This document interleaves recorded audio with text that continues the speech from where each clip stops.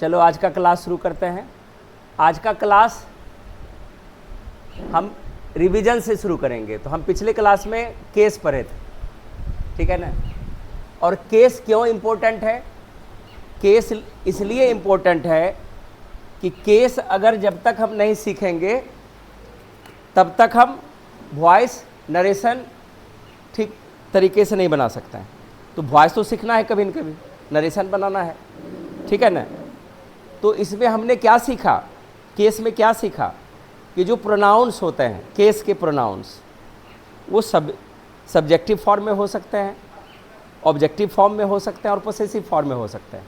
जिसको अगर हम उनके टाइप्स में जाते हैं तो केस के 3 भेद थे, नॉमिनेटिव केस, ऑब्जेक्टिव केस और पोसेसिव केस, जिसमें I, me, my, we, us, our, you, your, जिसमें योर्स भी लिखा हुआ है, ठीक है।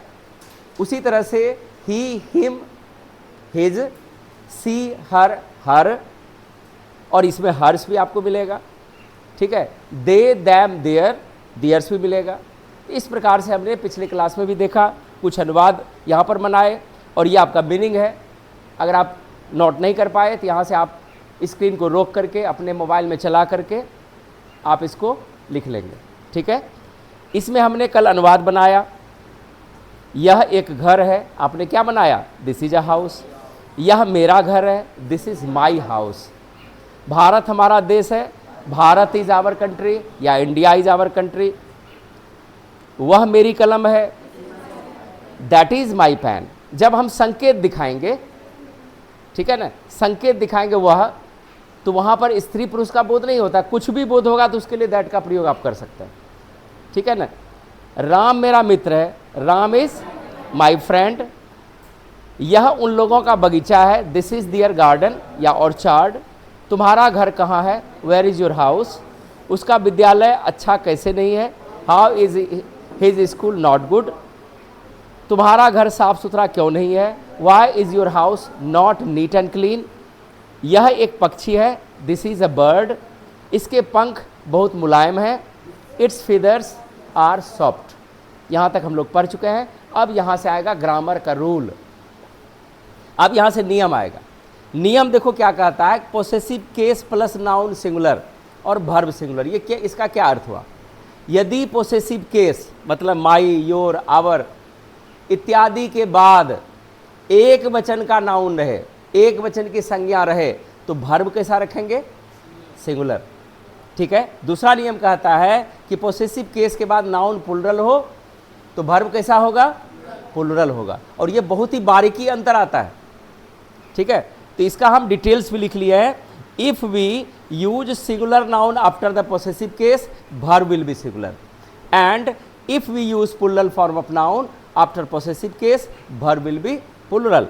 यदि संबंध कारक के बाद संज्ञा एक वचन में रहे तो क्रिया भी एक वचन में होगी, और यदि संज्ञा बहुवचन में हो तो क्रिया भी बहुवचन में हो जाएगी। क्लियर है? दूसरा है remember the pronouns of nominative case और सब्जेक्टिव केस, मतलब नॉमिनेटिव केस को ही सब्जेक्टिव केस भी बोला जाता है, are always used as subject only. Nominative case का प्रयोग हमेशा सब्जेक्ट रूप में करेंगे, ठीक है ना, उसको शुरुआत में रखते हैं। लेकिन कुछ कंडीशन है ऐसा जहाँ पर हम बीच में जाकर भी इसको सब्जेक्टिव फॉर्म में रख देते हैं, लेकिन वो कंडीशन अलग है। ध्यान रहे कर्ता कारक के सर्वनाम केवल वाक्य में कर्ता के रूप में ही प्रयुक्त होंगे। क्लियर है? आगे है the pronouns of objective case are used as object only in the sentences. कर्म कारक के सर्वनाम हमेशा वाक्य में कर्म के रूप में प्रयुक्त होंगे। क्लियर है? But the pronouns of possessive case are used as subject and object both. क्या अर्थ हो गया? परंतु संबंध कारक के सर्वनाम कर्ता एवं कर्म दोनों के रूप में वाक्य में प्रयुक्त होंगे। अब तुमसे सवाल किया जाएगा, बताओ कि कौन सा ऐसा केस है जिसको कर्ता और कर्म दोनों के रूप में रखेंगे? बोलो। सब्जेक्टिव केस को रखता है दोनों के रूप में, ऑब्जेक्टिव केस को रखता है या पोसेसिव केस को रखता है? पोसेसिव केस को कर्ता और कर्म दोनों के प्लेस में रखेंगे। वो सब्जेक्टिव के रूप में भी आएगा और ऑब्जेक्टिव के रूप में भी आएगा। क्लियर है? ये वाक्य जब देखेंगे तब यहाँ पर आएगा। अभी हम लोग सिंगुलर प्लूरल के फॉर्म को यहाँ पर देख रहे हैं। ये अनुवाद आपको बनाना है और हमको उम्मीद है कि ट्रांसलेशन तुमने कवर किया होगा। इसको रोक करके पहले बना लेंगे, तब मेरे साथ यहाँ पर ट्रांसलेशन को सॉल्व करना है। तो आप लोग इसका ट्रांसलेशन पहले बनाइए, हम आपको थोड़ा सा समय देते हैं, तब हम बनाना चालू करेंगे। तो देखते हैं ट्रांसलेशन क्या होना चाहिए। मेरी कलम नहीं है, क्या बनाए? इसको रेगुलर फॉर्म फॉन्ट में कर लेते हैं पहले। क्या बनेगा? माई पेन इज न्यू, दिया है इसे। अब मेरी कलमें नहीं है, क्या होगा?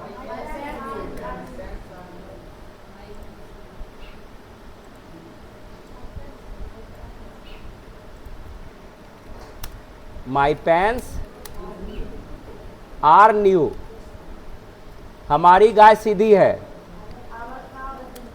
आवर कॉ इज जेंटल, हमारी गायें सीधी हैं।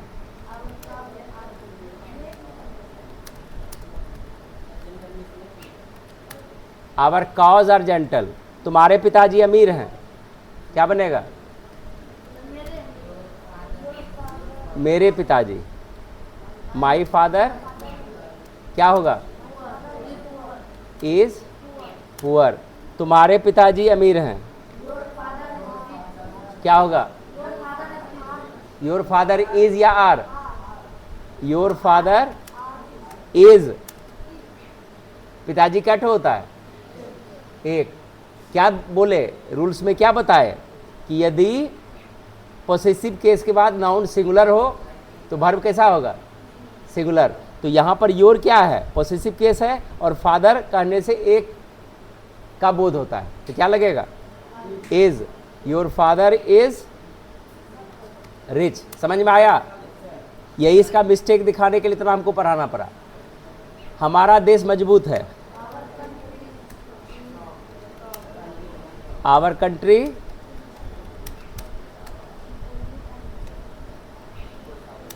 इज स्ट्रॉन्ग, उनका घर नया है। देयर हाउस इज न्यू, उनके घर नए हैं। देयर हाउसेस आर न्यू, हमारा बगीचा अच्छा है। Our garden is good. कुछ आया समझ में? ट्रांसलेशन समझ में आ गया? ऐसा आएगा तो बन जाएगा ना। चलो नीचे देखो, यहाँ पर कुछ वर्ब्स है। सिंगुलर प्लूरल कैसे जानेंगे एक सिंगुलर एक प्लूरल है? इज एम क्या है? सिंगुलर। आर क्या है? प्लूरल। हैज क्या है? Singular. Have plural. Was singular. Were plural. जैसे रीड और रीड्स बोलते हैं, तो यहाँ पर जो है रीड सिंगुलर है और रीड प्लूरल है, ध्यान रखना। जैसे वॉक बोलेंगे तो वॉक क्या हो जाएगा? प्लूरल, और वॉक्स क्या हो जाएगा? सिंगुलर। राइट प्लूरल और राइट्स सिंगुलर, ये ध्यान रखना है। अब यहाँ पर फिर से हम तुमको टास्क देंगे अभी। Fill in the blanks with appropriate singular और प्लूरल वर्ब्स। हम यहाँ पर लिखते जाएंगे और तुमको इसमें भरना है।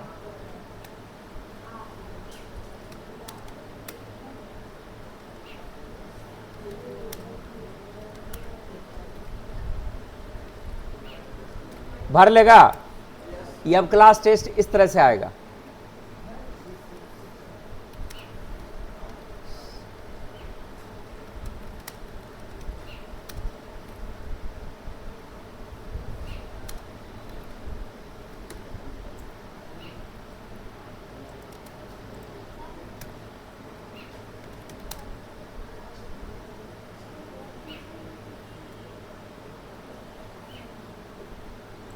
सब अपना अपना ढक के बनाएंगे, कोई किसी को देखने नहीं देंगे, ठीक है?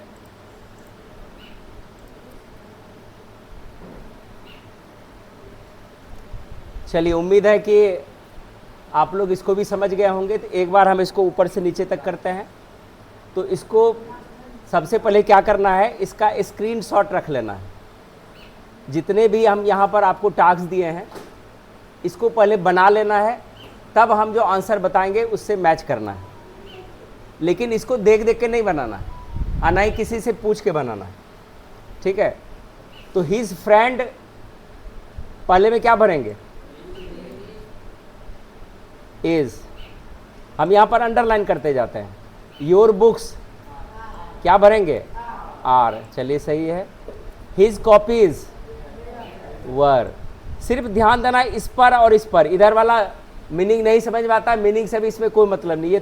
ये टेक्स्ट, ये जो है टेस्ट है कि हम लोग जो अभी पढ़े ग्रामर परीक्षा में आएगा तो कैसे हम सिंगुलर प्लूरल वहाँ पर भरेंगे, ठीक है। माई कार वॉज, सही है। आवर टीचर्स आर, बिल्कुल सही है, ठीक है। अब इसमें इट्स नीव हैज, चलो सब सही जा रहा है तुम लोगों का। दियर एनिमीज क्या लगेगा, आर।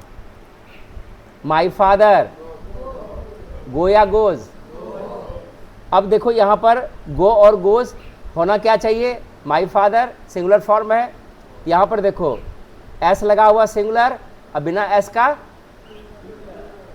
प्लूरल, तो यहाँ पर क्या होना चाहिए, क्या होना चाहिए, माई फादर गोज, ये होगा यहाँ पर, ठीक है। आगे देखो, हर सिस्टर, रिमेंबर या रिमेंबर्स, क्या टू सिस्टर है, एक सिस्टर है, तो सिंगुलर ये रिमेंबर्स आएगा, ठीक है। हिज स्टोरी इज या her, are, is. His dog is या are, is. Her cats are. Your handwriting is. My grandfather is. Your pens were. चलो यहाँ तक तुम लोग सब बना लिया, ठीक है। बीच में हम टास्क दिए थे सबको ये याद करने के लिए, अगर ये याद हो गया, पहले सबसे पहले हम सीखेंगे अपना इंट्रोडक्शन देने के लिए। 15 अगस्त आ रहा है, जो भाषण कला जानना चाहते हैं सबसे पहले हमको ये इतना याद करके, ये कंपलसरी होगा, नेक्स्ट डे में ये सबको सुनाना है। तो जो नहीं लिख पाए हैं यहाँ पर हम आपको खोल दिए हैं, इसको आप देख लीजिए, ठीक है। तो हमने आज केस का प्रयोग, सिंपल प्रयोग सीखा है अभी तक।